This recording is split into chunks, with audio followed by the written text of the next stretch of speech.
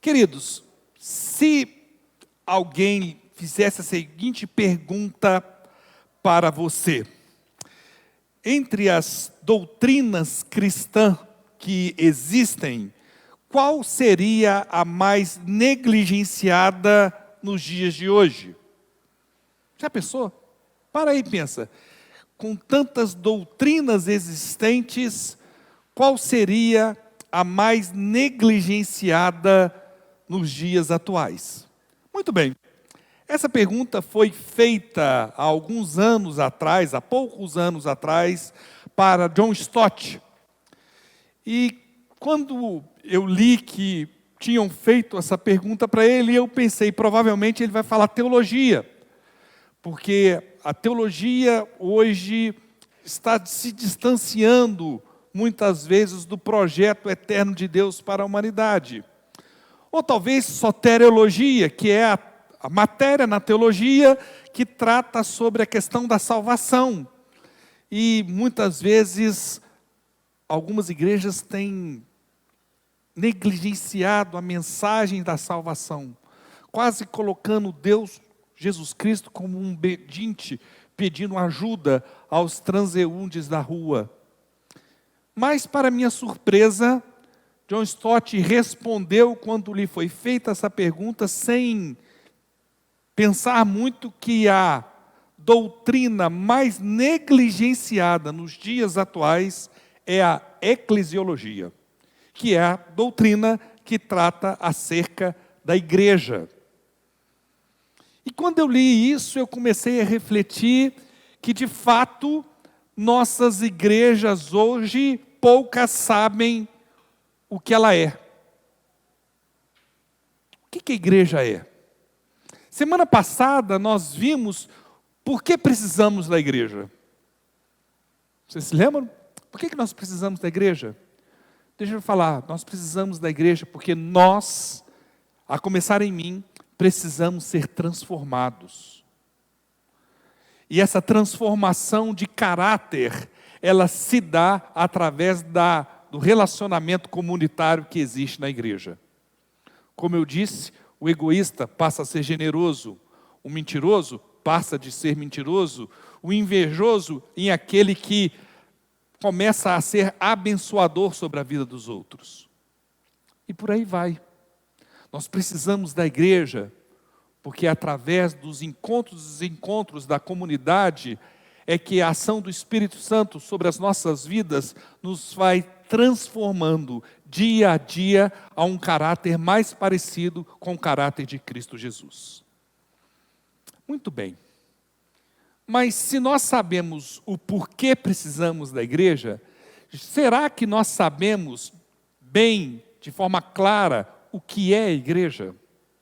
Existe um instituto, chama Coalizão pelo Evangelho, depois você pode pesquisar, tem um material muito interessante, que essa coalizão pelo Evangelho foi a reunião natural de diversos pastores e teólogos de origem reformada que se juntaram para produzir material para auxílio à Igreja de Jesus Cristo. Ele é interdenominacional. E lá no documento desta coalizão pelo Evangelho, eles deram uma declaração sobre o que é a igreja. E eu achei tão pertinente a declaração que eles dão, que eu vou pedir que eu vou ler, vai ser projetado e você acompanha a leitura comigo. É um pouquinho extensa, mas eu acho que vale bem o tempo que nós vamos investir nesta leitura. Preste atenção. Eles chamam a igreja de o novo povo de Deus. Cremos que, eu estou cortando uma parte para dar tempo da gente ler aqui, reticências, né? Cremos que essa igreja universal se manifesta em igrejas locais, das quais Cristo é a única cabeça. Assim, cada igreja local é, de fato, a igreja, a casa de Deus, a assembleia do Deus vivo e coluna e fundamento da verdade. A igreja é o corpo de Cristo, a menina dos seus olhos, está gravada em suas mãos e ele se comprometeu a ela para sempre. A igreja é distinguida por sua mensagem do Evangelho, suas sagradas ordenanças, sua disciplina, sua grande missão e, acima de tudo, por seu amor a Deus e pelo amor aos seus membros, uns pelos outros e pelo mundo. De modo crucial, esse Evangelho que amamos possui dimensões pessoais e também corporativas, sendo que nenhuma delas deve ser ignorada. Cristo é nossa paz. Ele não somente trouxe paz com Deus, como também paz entre povos antes alienados. Seu propósito era criar em si uma nova humanidade, fazendo a paz e reconciliar ambos em um só corpo com Deus por intermédio da cruz, destruindo por ela a inimizade. A igreja serve de sinal do futuro novo mundo de Deus, quando seus membros vivem em serviço uns pelos outros e pelo próximo, em vez de servirem focados em si mesmo. A igreja é a habitação corporativa do Espírito de Deus e a testemunha contínua de Deus no mundo. Que definição! Queridos, eu tive o privilégio de nascer numa igreja evangélica e leio bastante, posso falar com os irmãos, leio bastante. O primeiro dinheirinho que eu ganhei na minha vida foi comprar um livro e nunca mais parei. Eu nunca li uma definição de igreja tão bacana como essa. Fiquei impactado quando estava preparando um livro que eu comprei nas férias, estava falando desse pessoal, entrei no site deles e tem um material muito rico, eu inclusive não os conhecia. Eu achei muito bacana essa definição. Por isso eu queria ler para os irmãos. Será que a gente entende essa definição tão bela de igreja? É necessário que Deus está empreendendo um plano, querido, e preste bem atenção, um plano de dimensões cósmicas sobre o universo. E esse plano de dimensões cósmicas está envolvido a igreja. Veja o que a palavra de Deus nos diz acerca disso, quando Paulo escreve à igreja em Éfeso, na carta de Efésios, capítulo 1, verso 18. Vamos ler o texto de 18 a 23.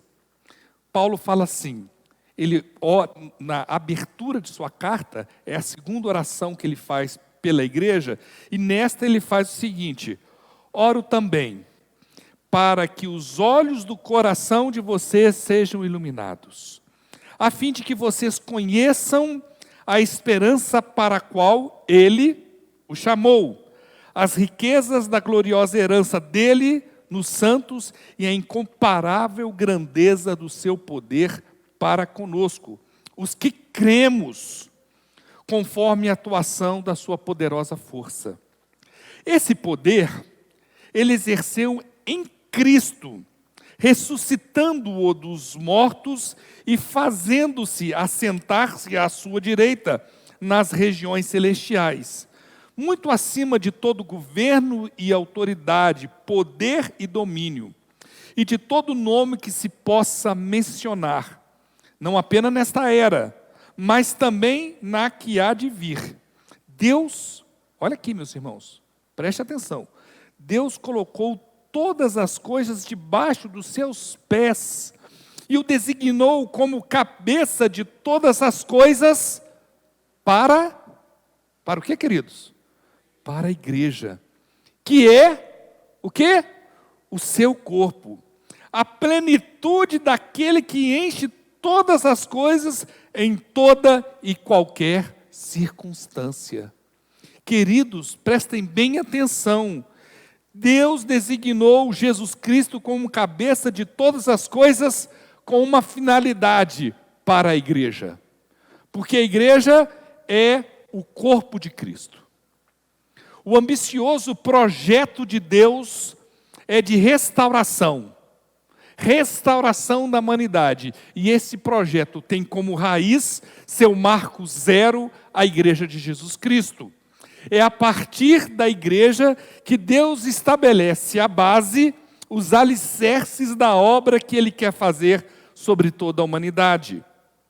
Se queremos entender, se queremos ter uma dimensão, um discernimento maior e melhor do que Deus quer fazer para com a humanidade, devemos obrigatoriamente olhar para a Igreja de Jesus Cristo.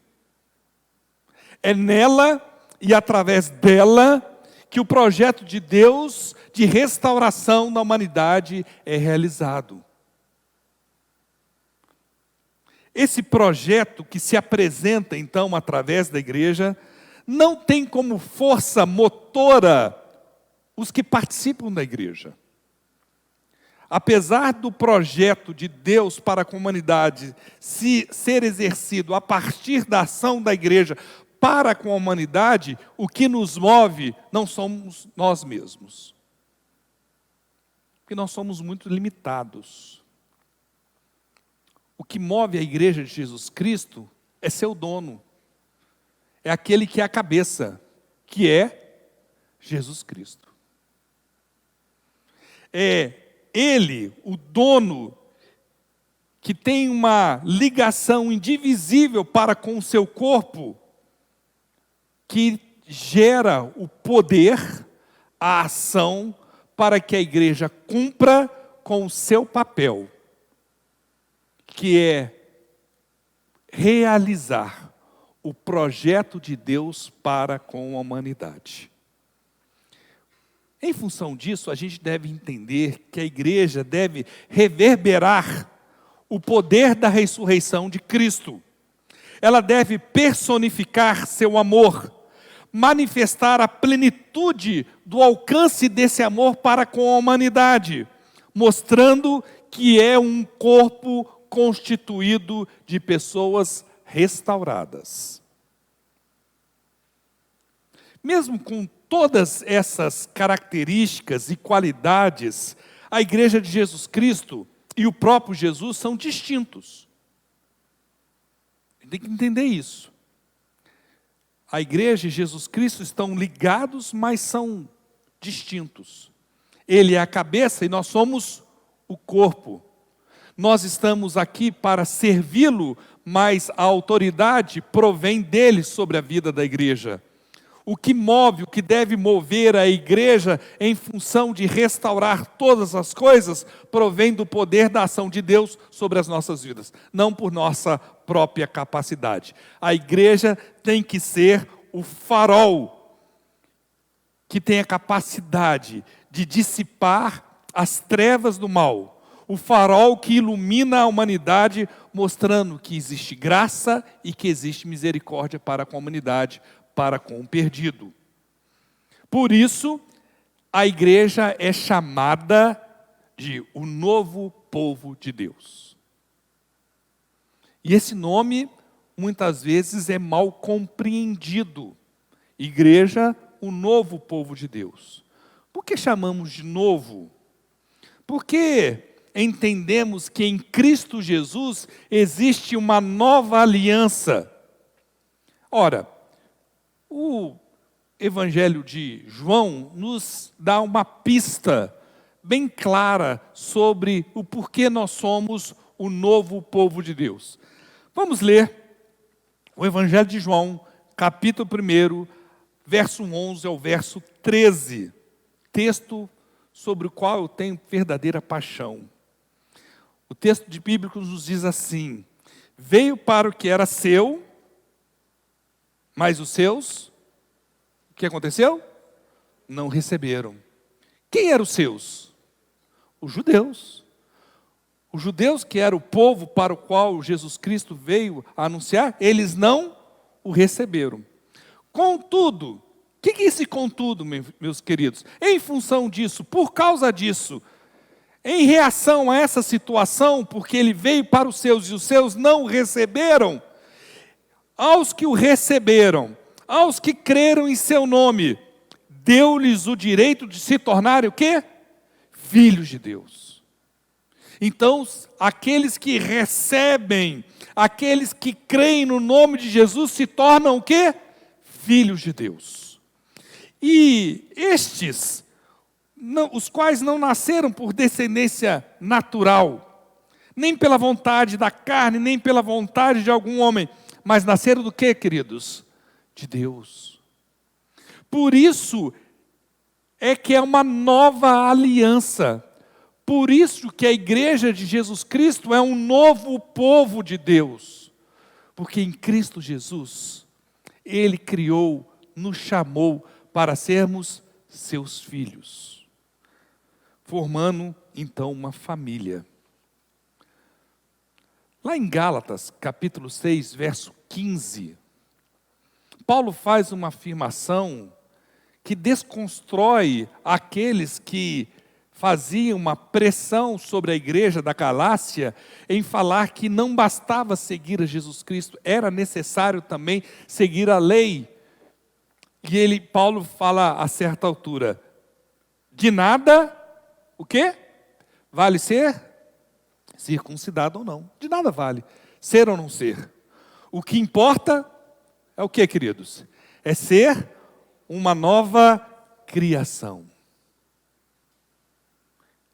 Aquela aliança que era feita na carne, no menino, ao 8º dia de nascimento, ela deixou de ter valor através do sacrifício de Jesus Cristo na cruz. E através do sacrifício de Jesus na cruz, Ele chamou um novo povo. E este novo povo é a igreja de Jesus Cristo. Em Gálatas capítulo 3, verso 26, dá a dimensão de o quanto essa igreja, este novo povo de Deus é inclusivo. Veja bem, todos vocês são filhos de Deus mediante a fé em Cristo Jesus. Pois os que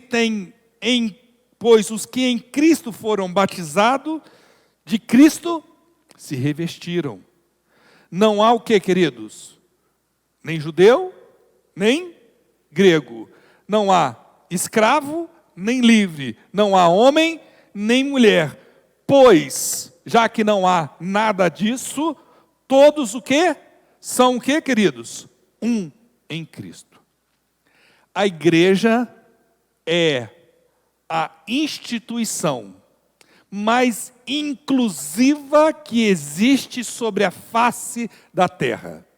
Não há distinção de sexo, não há distinção de classe social, não há distinção de raça. Aqui todo mundo é bem-vindo. Aqui todos aqueles que confessam Jesus como Senhor e Salvador se tornam participantes desta família. Aqui não tem lugar de eminência para aqueles que são mais ricos ou para aqueles que são mais importantes. Não, como diz o texto bíblico, todos nós somos um em Cristo Jesus. A igreja é para todos, sem distinção. E a igreja deve ser o lugar mais inclusivo que existe sobre a face da terra. Infelizmente, não é isso que nós vemos de forma rotineira. Esse é o objetivo desta igreja. Mas nós não podemos nos iludir que, infelizmente, há igrejas que há distinção de pessoas. Há igrejas que algumas pessoas pensam que podem mais porque ganham mais. Há igrejas que existem pessoas que podem mais porque eu sou mais importante mesmo. Mas não deve ser assim. Igreja é lugar de inclusão. Igreja é lugar de aceitar as pessoas, porque é Cristo que muda o coração de cada uma delas.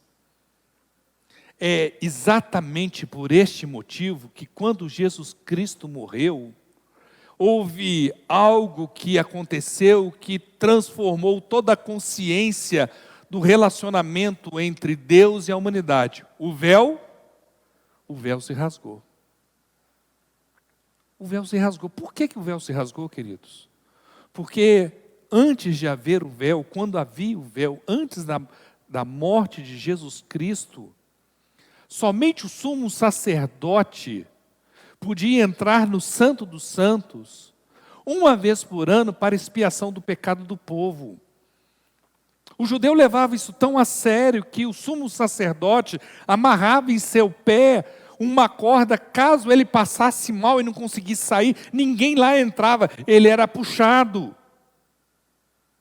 Mas quando Cristo morreu, o véu se rasgou, porque ele se tornou o mediador entre Deus e a humanidade.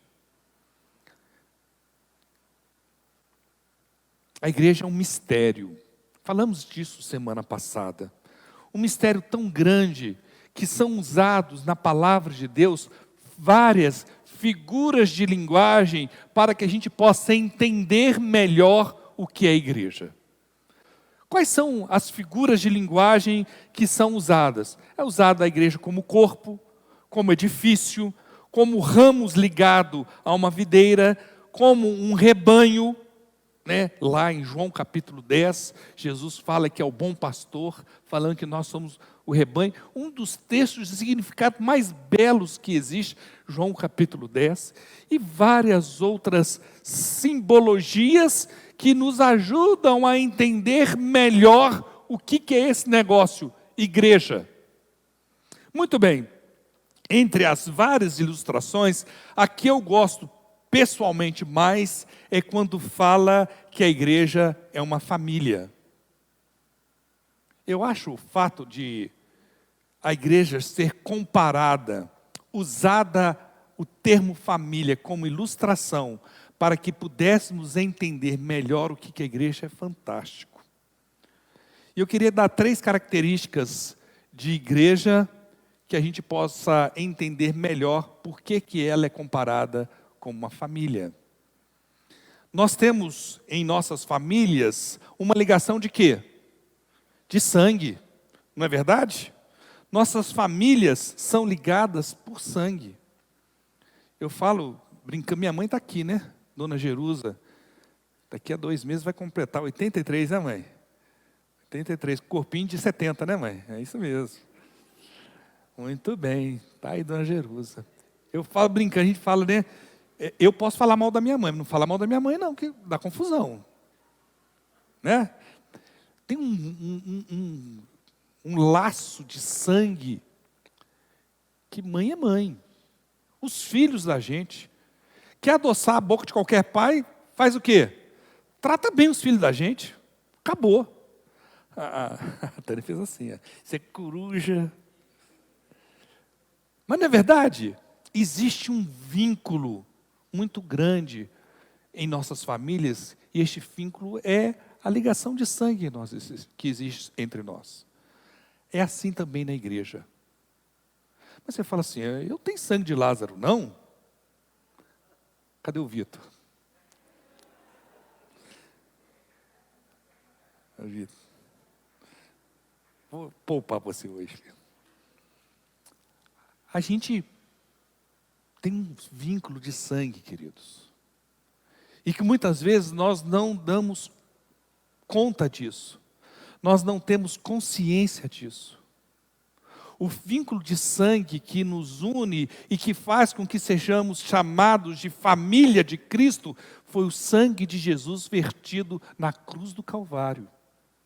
Através daquele sangue derramado sobre aquela cruz, Ele nos uniu, Ele nos fez uma família, de forma que cada um de nós, aqueles que creem, aqueles que confessam Jesus Cristo como Senhor e Salvador de sua vida, tem um laço sanguíneo, familiar com os membros desta igreja. Isso tem diversas implicações sobre as nossas vidas. Diversas implicações. nós temos uma responsabilidade um para com os outros. Nós temos compromisso um para com os outros. Porque o que nos une não é o sangue familiar de pai e mãe, mas é o sangue de Cristo Jesus sobre cada um de nós.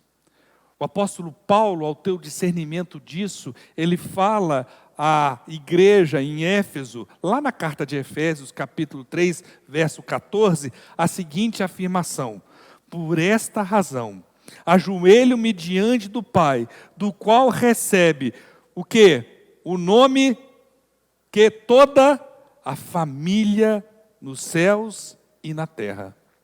Olha que afirmação interessante que nós temos aqui, queridos. O sangue que nos une, que nos faz família, ele é extensivo também aos membros que estão no céu. É por isso que Jesus Cristo, na sua oração, falou assim: seja feita a sua vontade, assim na terra, como é feita no céu. Porque nós participamos da mesma família daqueles que estão no céu.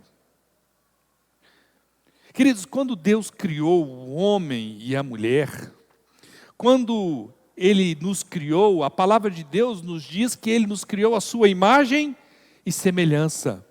O ser humano, nós somos a criação máxima, a obra-prima de Deus. Fomos criados para o louvor da sua glória. A palavra de Deus nos conta, lá em Gênesis, quando Deus foi criando, Ele a cada dia falava assim, e viu que era bom. Mas quando Ele olhou para nós, Ele falou assim, não era bom, era o quê? Muito bom. Nós somos a obra-prima da criação de Deus. Mas em função do pecado, o pecado contaminou essa criação e nos fez nos afastar do propósito eterno de Deus para as nossas vidas. Nós, em função das escolhas erradas que fazemos, fomos perdendo a semelhança e imagem que nós temos de Deus. A primeira família que veio a existir, teve a incumbência de ter o governo sobre a terra. E olha que nós vamos ter um discernimento melhor agora sobre o que é a igreja e por que a igreja é família. Vamos ler Gênesis capítulo 1, verso 27. O texto diz o seguinte: criou Deus o homem, a sua imagem, a imagem de Deus os criou, homem e mulher os criou. Deus os abençoou e lhes disse: sejam férteis e multipliquem. Quer dizer, o Guilherme e a Alice estão certos, não é exagero não, é para multiplicar mesmo, né? De 2 em 2 vai multiplicando mais fácil ainda, né? Encham e subjuguem a terra, dominem sobre os peixes do mar, sobre as aves do céu e sobre todos os animais que se movem pela terra. Deus nos deu o governo sobre a terra. Só que esse governo que Deus nos deu foi corrompido pelo pecado. E o ser humano começou, ao invés de cuidar do que Deus nos deu, começou a destruir. Ao invés de o ser humano fazer tudo para a honra e glória de Deus, fez para a sua própria glória. Começou a dar lugar à arrogância, começou a dar lugar ao egoísmo, nos fazendo nos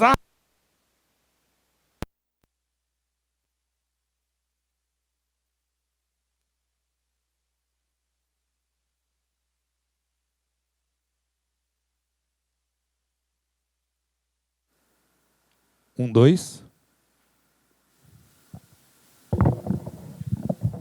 1, 2. 1. Perdão, queridos. Ok?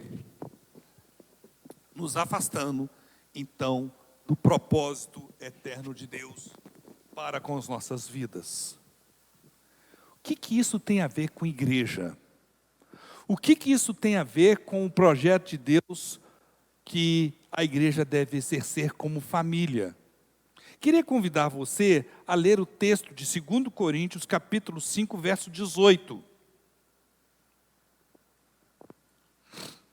Diz o seguinte: tudo isso provém de Deus, que nos reconciliou consigo mesmo por meio de Cristo e nos deu o ministério de reconciliação.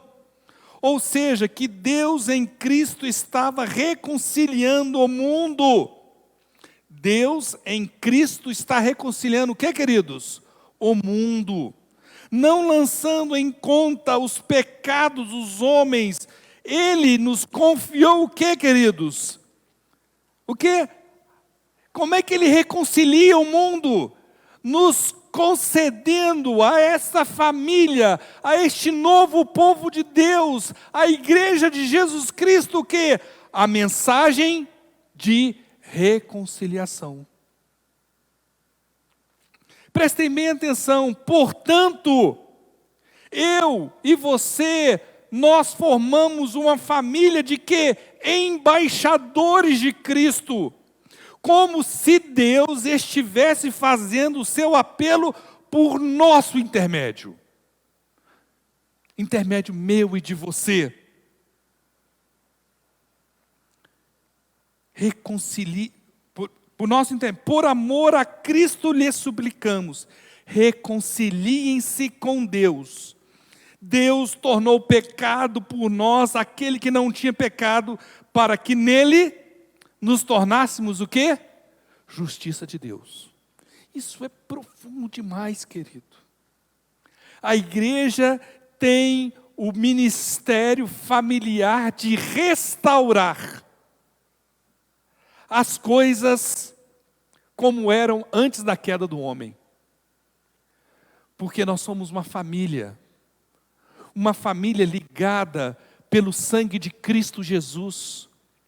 E esta família compreende que Cristo é Senhor absoluto sobre as nossas vidas.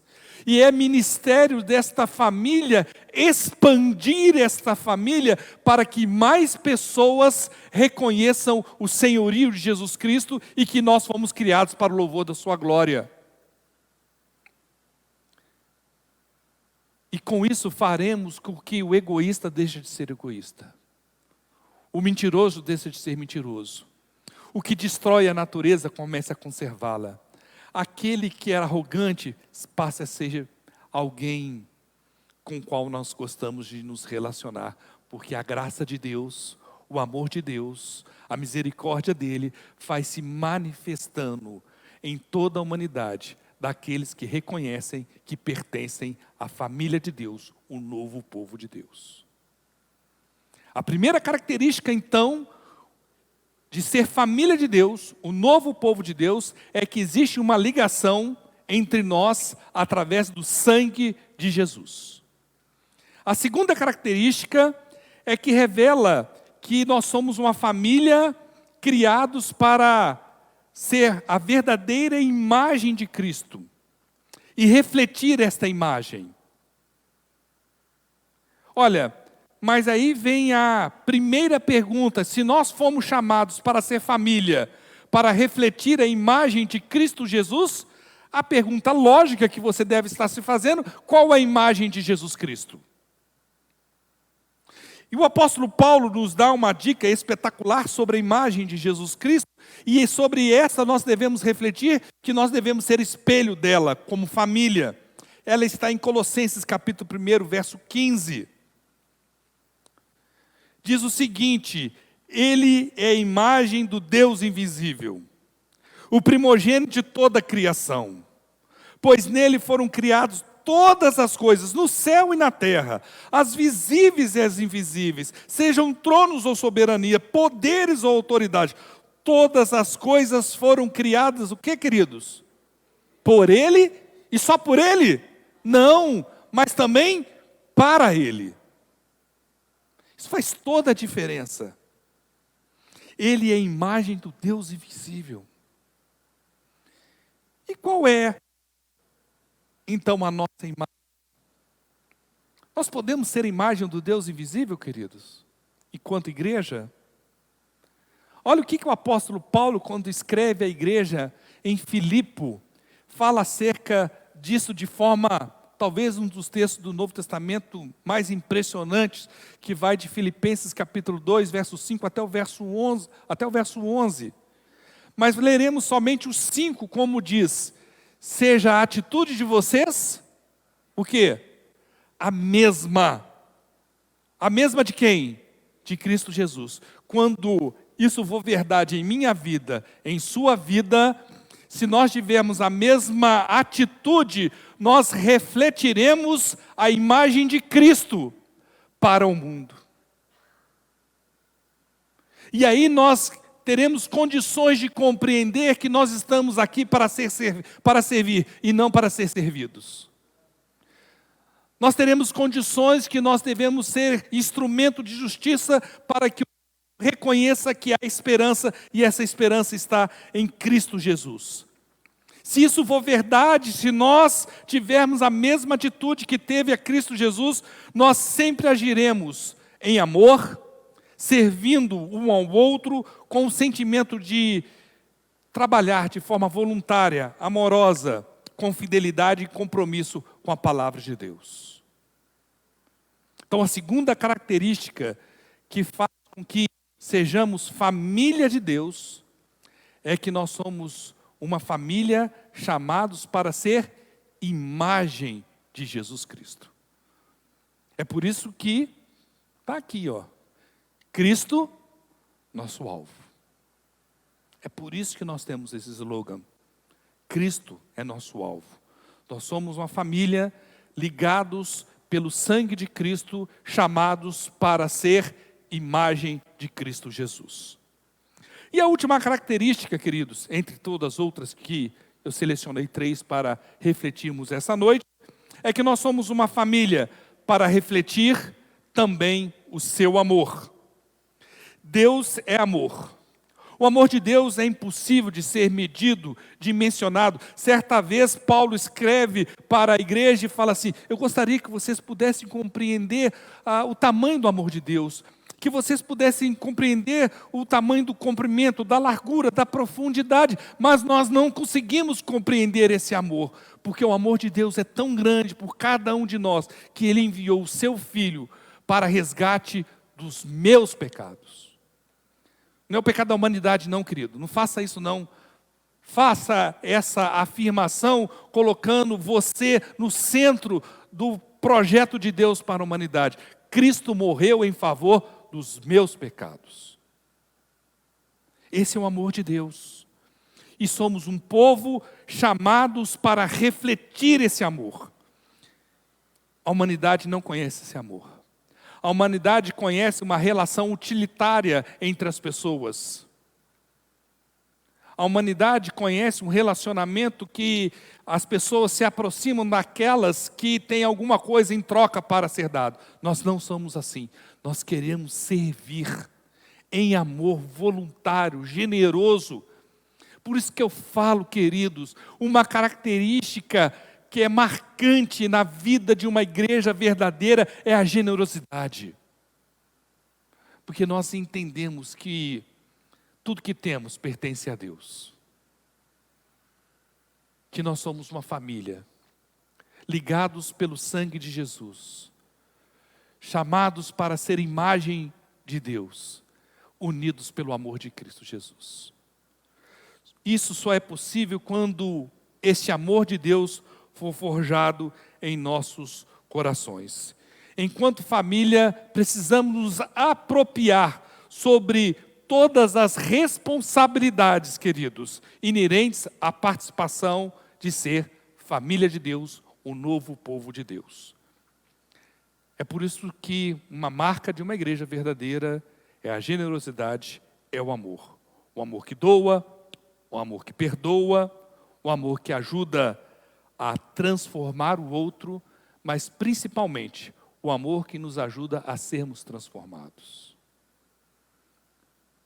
O amor me ajuda, dos irmãos sobre a minha vida, me ajuda a ser um pouco mais parecido com Cristo Jesus, apesar de todas as minhas limitações, todas as minhas lutas.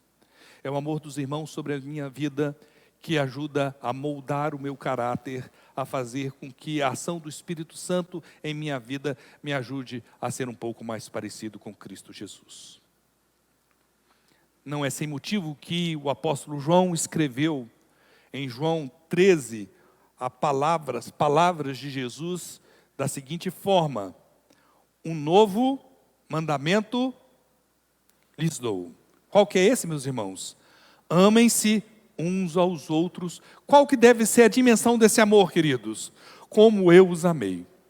Vocês devem amar-se uns aos outros. Com isso, todos saberão que vocês são meus discípulos, se vocês se amarem uns aos outros. Que possamos ser igreja de Jesus Cristo, tendo discernimento. Por que precisamos da igreja? Precisamos da igreja porque nós precisamos ser moldados, transformados nos relacionamentos, nos encontros e desencontros da vida. A igreja nos ajuda a termos a nossa mente, o caráter e o coração transformado. Precisamos entender o que é ser igreja. Entre tantas e tantas figuras de linguagem, igreja é uma família que é ligada pelo sangue de Cristo, uma família que procura ter a imagem de Cristo e que atua sobre a humanidade com amor. Isso é ser igreja. E que esta noite a gente possa sair daqui com um maior discernimento do que é ser igreja, por que precisamos da igreja e o compromisso que devemos ter com o reino de Deus. Que esta igreja seja uma igreja que assuma todos os compromissos que Deus propõe para com o novo povo de Deus. Que quando Deus olhar para a gente dos altos céus e olhar para cada um do rosto dos irmãos e falar assim: olha, eu sei das suas limitações, mas eu sei que vocês são meus filhos e que vocês estão ligados pelo sangue precioso de Cristo Jesus. Amém, queridos? Muito bem. Que Deus abençoe sua vida, que Deus abençoe a sua família. Espero contar com a presença dos irmãos. Quarta-feira, nós estamos tendo o privilégio de ter um estudo minucioso sobre a carta de Romanos. Venha participar. Nós estamos agora distribuindo de 6h15 a 7h15, um caldo para quem vem do serviço possa comer, tudo descartável por causa dessa situação de pandemia. Você pode sentar por aqui espalhado, lá, sem aglomeração, para que você possa vir do serviço direto e poder participar do culto de quarta-feira, que eu tenho certeza que tem sido bênção na vida daqueles que têm tido a oportunidade de participar. Tá ok? Nós vamos orar, encerrando o nosso culto, Os jovens devem estar pronto lá, Então não deixa de participar do cachorro quente lá dos jovens hoje. Vamos orar, encerrando o nosso culto. Eterno e soberano Deus, obrigado, ó Pai. Obrigado por esse privilégio de estarmos aqui, reunidos como família, reunidos como povo do Senhor. Entendemos que somos o novo povo do Senhor, ó Pai. Igreja de Jesus Cristo, comprada pelo sangue precioso de Cristo Jesus. Obrigado, ó Pai, pelo privilégio de prestar culto ao Senhor. Faz dessa igreja, a começar em mim, ó Pai, uma igreja que seja a expressão da vontade do Senhor para com a humanidade. Obrigado, ó Pai. Abençoe cada família aqui representada. Ó Pai, que o amor de Deus, as consolações do Espírito Santo, a graça do nosso Senhor Jesus Cristo, ó Pai, esteja presente sobre a vida de cada um dos teus filhos aqui. Estaremos aqui até o dia que o Senhor vier nos buscar, ó Pai. É no nome precioso de Jesus que oramos agradecidos. Amém. Queria fazer o seguinte, antes de nós encerrarmos, se tem condições da gente cantar mais uma vez, encerrando nosso culto, marcharemos, chamar o pessoal do louvor, para a gente terminar o culto cantando, marcharemos essa canção tão linda. Deus te abençoe e vamos juntos cantar essa belíssima canção.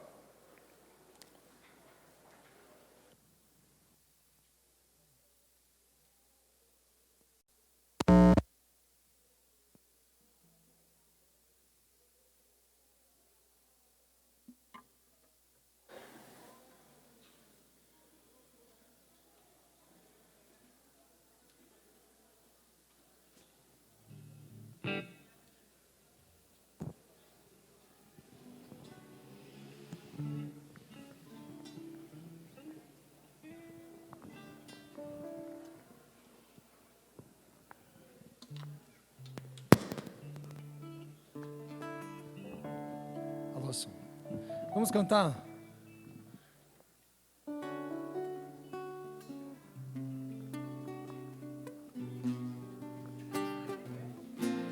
Nós queremos ouvir tua voz, teu louvor sempre esteja entre nós. Queremos ser, Senhor, mais sábios na verdade, no amor. Marcharemos na coragem do Senhor. Marcharemos cheios de coragem e seguiremos, seja onde for. Embora dor nos seque na viagem, marcharemos na coragem do Senhor. E quando a escuridão da noite descer, queremos só pela graça e fé viver. Esperança e com coragem, na alegria ou na dor, marcharemos na coragem do Senhor. Marcharemos cheios de coragem, seguiremos, seja onde for. Embora a dor nos seque na viagem, marcharemos na coragem do Senhor. Marcharemos na coragem do Senhor. Marcharemos na coragem do Senhor.